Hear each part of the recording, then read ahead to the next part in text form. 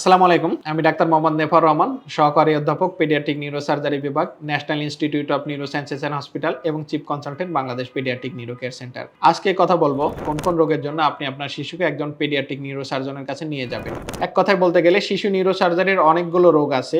এই রোগের মধ্যে কিছু ব্রেনে হয় বা মস্তিষ্কে হয়, কিছু স্পাইনে হয়, ঠিক আছে, কিছু নার্ভে হয়। সুতরাং ব্রেন, নার্ভ অথবা স্পাইনের বিভিন্ন সমস্যার কারণে আপনি আপনার বাচ্চাকে একজন পেডিয়াট্রিক নিউরোসার্জনের কাছে নিয়ে যেতে পারেন। সাধারণত একজন পেডিয়াট্রিক নিউরোসার্জন জন্ম থেকে 18 বছর বয়সী রোগীদের ব্রেন, নার্ভ, স্ট্রোক ও স্পাইন রোগের চিকিৎসা সেবা প্রদান করে থাকেন। এখন যেসব রোগের জন্য নিয়ে যাবেন, আমরা যদি ব্রড হেডিং এ এইসব রোগগুলোর নাম বলি, যেমন বাচ্চার ব্রেনের কিছু জন্মগত সমস্যা আছে। জন্মগত সমস্যার মধ্যে একটা আছে হাইড্রোকেফালাস বা মাথায় পানি জমা। মাথায় পানি জমলে আপনি আপনার বাচ্চাকে কালক্ষেপণ না করে দ্রুত একজন পেডিয়াট্রিক নিউরোসার্জনের কাছে নিয়ে যাবেন।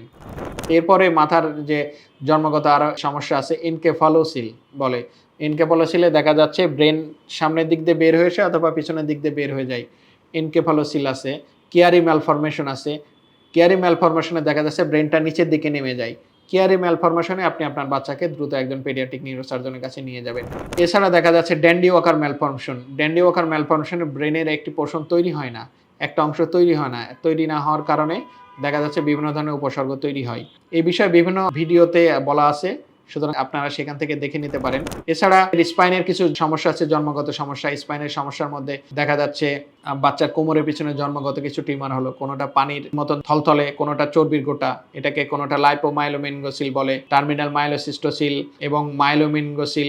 এইসব রোগ যদি হয় সেক্ষেত্রে আপনি আপনার শিশুকে একজন পেডিয়াট্রিক নিউরোসার্জনের কাছে নিয়ে যাবেন। এছাড়া স্যাক্রোকক্সিজিয়াল টেরাটোমা দেখা যাচ্ছে পিছনের দিকে থলের মতো ঝুলতেছে। এছাড়া জন্মগত আরো কিছু সমস্যা, যেমন বাচ্চার সিরিঙ্গোমাইলিয়া, হাইড্রোমাইলিয়া যদি হয়, টেথার্ড কর্ড হয়, এইসব যদি জন্মগত স্পাইনের এসব সমস্যা হয় সেক্ষেত্রে আপনি আপনার বাচ্চাকে একজন পেডিয়াট্রিক নিউরোসার্জনের কাছে নিয়ে যাবেন।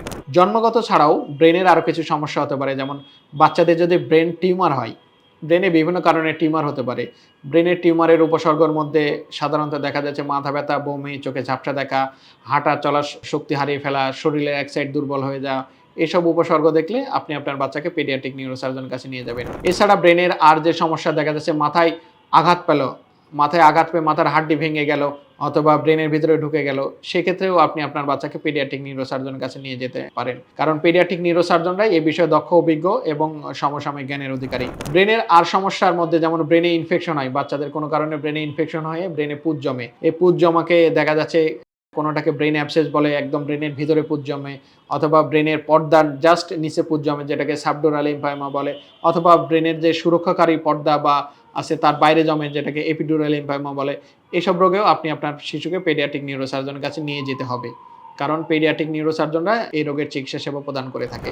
এরপরে ব্রেনের আরো কিছু সমস্যা, যেমন খিঁচুনি। যখন আপনার বাচ্চার খিঁচুনি হয়, খিঁচুনি বিভিন্ন কারণে হতে পারে। খিঁচুনি যে কারণে হোক আপনি আপনার বাচ্চাকে পেডিয়াট্রিক নিউরোসার্জনের কাছে নিয়ে যেতে হবে। কারণ খিঁচুনি যদি কোনো কারণে দেখা যায় ব্রেনের টিউমারের কারণে হয়, মাথায় অতিরিক্ত পানি জমার কারণে হয়, অথবা দেখা যাচ্ছে ব্রেনের মধ্যে পুঁজ জমছে সেই কারণে খিঁচুনি যদি হয়, সুতরাং একজন পেডিয়াট্রিক নিউরোসার্জন যেমন সেগুলো অপসারণও করে দিতে পারবে, সাথে সাথে খিঁচুনির ওষুধও দিতে পারবে।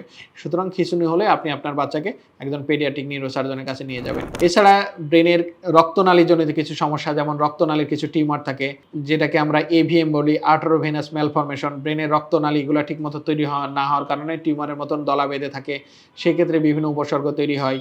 এছাড়া দেখা যাচ্ছে ব্রেনের মধ্যে একটা দেখা যাচ্ছে রক্তর থলি থাকে যেটাকে অ্যানিউরিজম বলে। অ্যানিউরিজম অনেক সময় ফেটে যেতে পারে।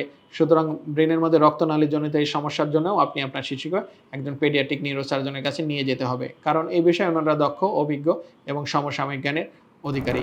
এছাড়া ব্রেনের আর কিছু সমস্যা আছে, যেমন আপনার ব্রেনের যদি কোনো কারণে ফাংশনাল ডিসঅর্ডারের কারণে কোনো সমস্যা হয়, যেমন আপনার বাচ্চার যদি সেরেব্রাল পলসির কারণে স্পাস্টিসিটি দেখা যাচ্ছে, 2 পা তার জড়ায় আসতেছে।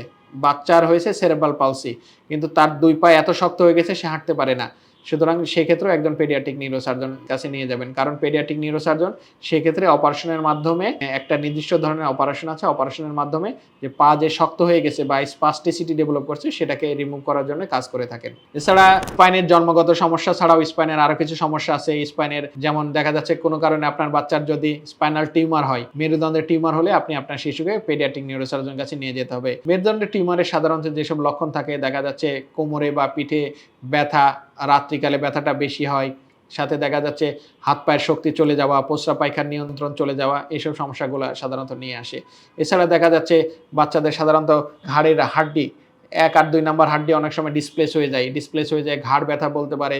ঘাড় ব্যথার সাথে যে হাত পায়ের শক্তি চলে যেতে থাকে অথবা সে ঘাড়ের ব্যথা হাতে নামতে পারে, এরকম যদি সমস্যা হয় যেটাকে অ্যাটলান্টো অ্যাক্সিয়াল ডিসলোকেশন বলে, সংক্ষেপে এএডি বলে।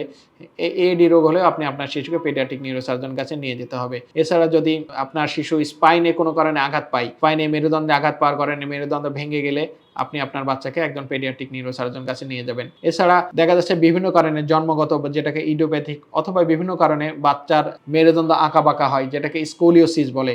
স্কোলিওসিস রোগ হলে আপনি আপনার বাচ্চাকে একজন পেডিয়াট্রিক নিউরোসার্জনের কাছে নিয়ে যাবেন। এছাড়া দেখা যাচ্ছে যে বাচ্চাদের দেখা যায় মেরুদণ্ডের পিছনে চুলের গোছার মতন এক থাকা চুল, অনেক নরমাল চুল না, অ্যাবনরমাল এক ধরনের চুল দেখা যাচ্ছে অথবা ফোঁটা আছে, ছোট্ট একটা ছিদ্র আছে, ওদিক দিয়ে অনেক সময় পুঁজ বের হয়। অনেক সময় দেখা যাচ্ছে আঙ্গুলের মতন এক ধরনের কোনো কিছু নেমে আসছে পিঠে থেকে, যেটাকে স্পাইনাল ডিস্ট্রাফিজম বলে। এসব স্পাইনাল ডিস্ট্রাফিজম হলে আপনি আপনার বাচ্চাকে পেডিয়াট্রিক নিউরোসার্জনের কাছে নিয়ে যাবেন। সুতরাং ব্রেন, স্পাইনের সমস্যা সহ আর নার্ভের কিছু সমস্যা আছে। কোনো কারণে আপনার বাচ্চার যদি কোনো নার্ভ কেটে গেল বা জন্মগতভাবে দেখা যাচ্ছে নার্ভ ছিঁড়ে গেল, সেই ক্ষেত্রেও আপনি আপনার বাচ্চাকে একজন পেডিয়াট্রিক নিউরোসার্জনের কাছে নিয়ে যাবেন। পেডিয়াট্রিক নিউরোসার্জন ব্রেন, নার্ভের এসব চিকিৎসা ছাড়াও বাচ্চাদের মাথা ব্যথা, ঘাড় ব্যথা, কোমর ব্যথা সহ বাচ্চাদের সকল প্রকার ব্রেন, নার্ভ, স্ট্রোক, স্পাইন রোগের চিকিৎসা সেবা প্রদান করে থাকে। বাংলাদেশ পেডিয়াট্রিক নিউরো কেয়ার সেন্টারে জন্ম থেকে 18 বছর বয়সী রোগীদের ব্রেন, নার্ভ, স্ট্রোক, স্পাইন রোগের সকল প্রকার চিকিৎসা সেবা প্রদান করা হয়ে থাকে। ভালো থাকুক আপনার বাচ্চা, সুস্থ থাকুক আপনার বাচ্চা, সুচিকিৎসায় সুন্দর আগামী, এই প্রত্যয় বাংলাদেশ পেডিয়াট্রিক নিউরো কেয়ার সেন্টারে পথ চলা।